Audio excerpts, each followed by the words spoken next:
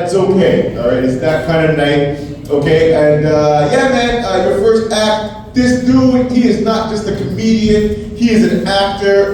You've seen him in movies, in TV shows. The man is hilarious. You're gonna love him. Give it up huge for Paul Ash, ladies and gentlemen. Give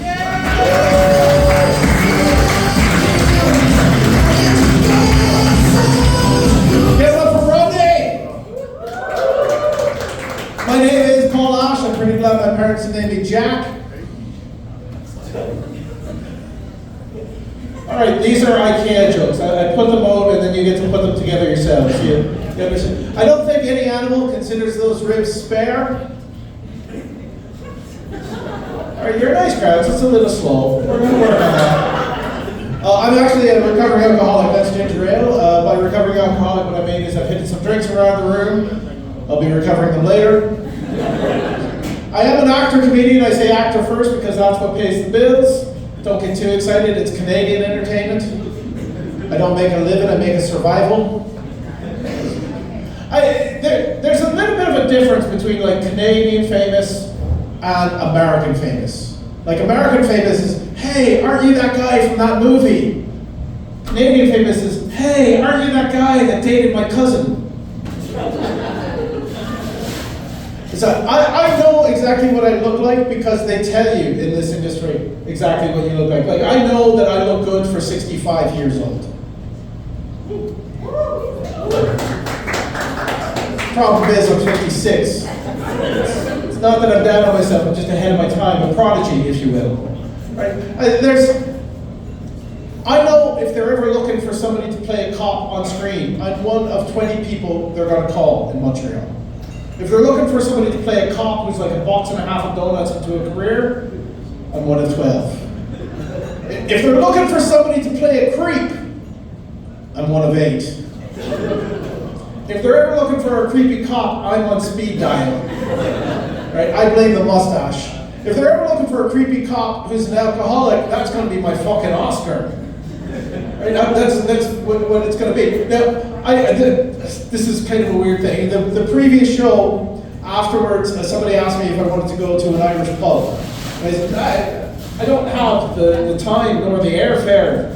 And they said, no, there's just one over on Crescent Street. And I said, no, there's not.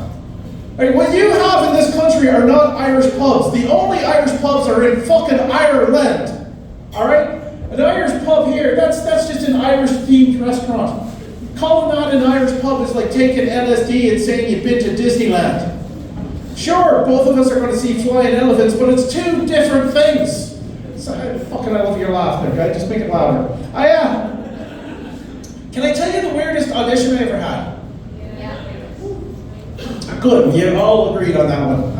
Didn't matter if you did, it's still gonna fucking do it. The weirdest audition I ever had, I show up. They told me to come, but they didn't send me any lines. So I show up at the office and I walk in and they said, can you lift that bag of kitty litter? I said, what, did you just get your groceries delivered? Am I helping? Is that what the fuck is going on? They said, no, it's part of the audition. Now this wasn't for a kitty litter commercial. This was for a movie of the week.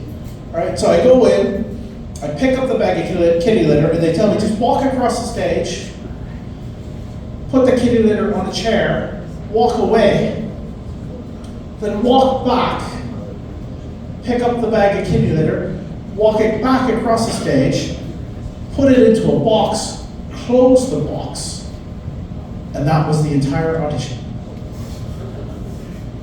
I did it. They said thank you, I said thank you, I left, I didn't think about it. 3 days later though, I get an email telling me I got the role. Yes!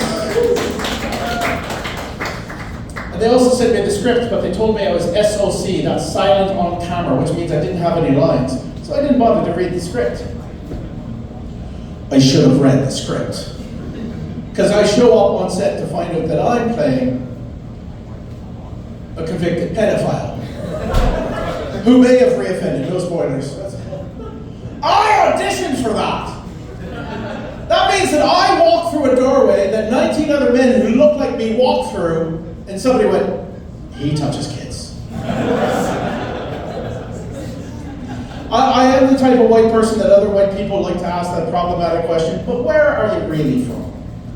And I don't like to answer that without a lawyer present, but I did do the 23andMe, and it turns out I'm 13% Guinness.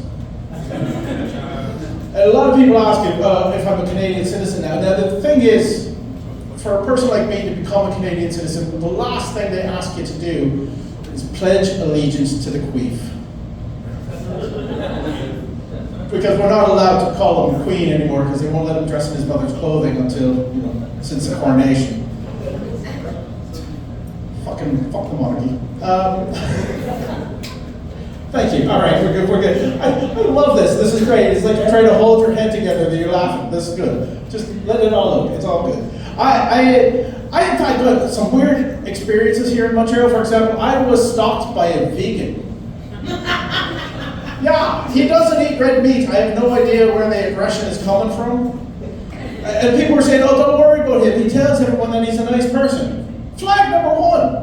If you're going to tell people you're a nice person, you're probably not a nice person. Yeah, flag number two, he was a flat earther. Yeah, and I told him that I grew up next to the ocean. I've seen ships sail over the horizon. You no longer see the bottom, but you still see the top. That's proof of the curvature of the earth. And he goes, no, dude. That's just the science of refraction. See, the light will bend. Dude, you're a flat earther. Right? You've lost the right to use the word science. Like personally, I like to troll flat earthers to see if I can push them over the edge.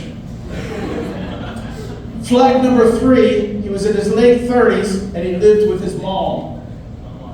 Yeah, so mathematically we know he owns a sword.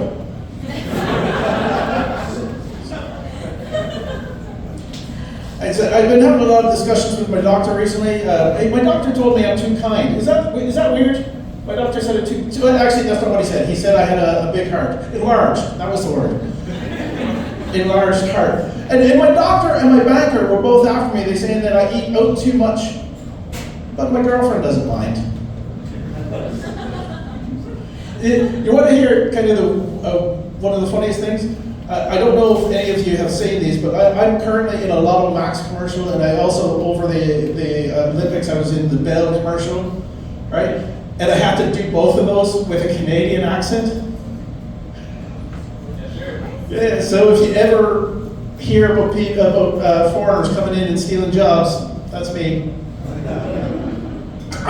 You want to hear my Canadian accent? Did somebody say that back there? Yeah. Yeah? All right. I practice it. It's a little bit of work for me to be able to do, but I'll see if I can do it for you.